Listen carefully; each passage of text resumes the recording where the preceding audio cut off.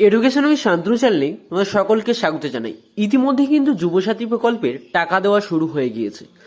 তবে অনেকের ক্ষেত্রে একটা সমস্যা দেখা দিচ্ছে, যেটি হচ্ছে কেউ স্ট্যাটাসটি চেক করতে পারছেন না আপাতত।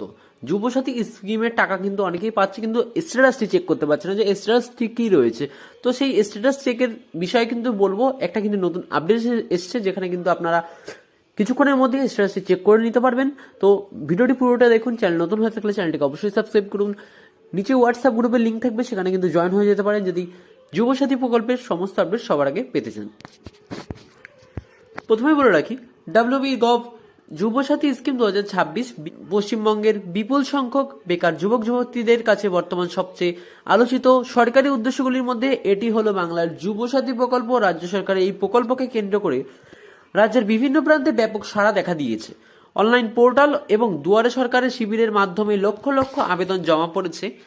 এত বিপুল সংখ্যক আবেদন জমা পড়ার পর অনেক আবেদনকারীর মধ্যে একটি সাধারণ প্রশ্ন ঘুরপাক খাচ্ছে, তাদের আবেদন গ্রহণ করা হয়েছে কিনা, নথি সঠিক হয়েছে কিনা, অথবা আবেদনপত্রের বর্তমান অবস্থা কি, সেটা তারা কিভাবে চেক করবে বা জানবে।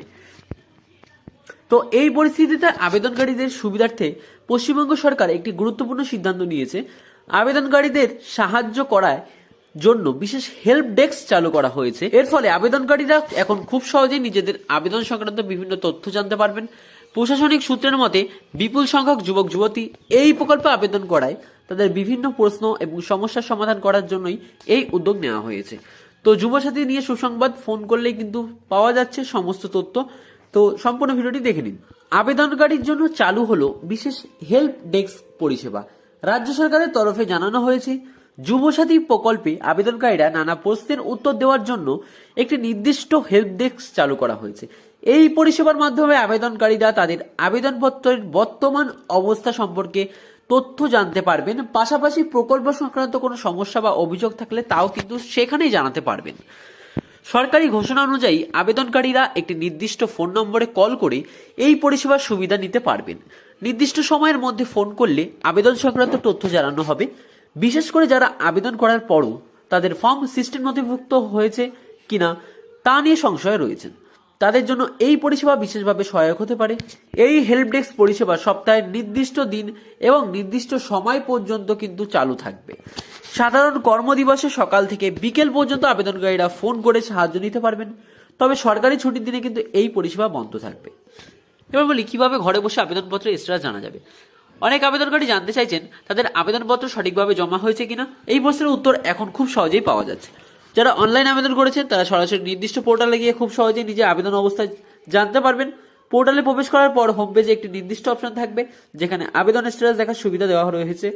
সেখানে আবেদন করার সময় দেওয়া মোবাইল নম্বর প্রয়োজনীয় ক্যাপচা কোড দিতে হবে। এরপর মোবাইল নম্বরে একটি ওটিপি পাঠানো হবে। সেই ওটিপি সঠিকভাবে প্রবেশ করালেই কিন্তু আবেদন সংক্রান্ত তথ্য স্ক্রিনে দেওয়া হবে।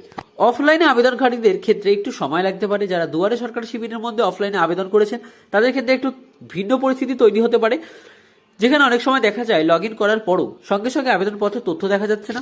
এ নিয়ে উদ্বিগ্ন হওয়ার কোনো কারণ নেই বলে প্রশাসনের পক্ষ থেকে জানানো হয়েছে। কারণ শিবিরের বিপুল সংখ্যক আবেদন জমা পড়ায় সেগুলি ধাপে ধাপে অনলাইন ডেটাবেসে আপলোড করা হয়েছে।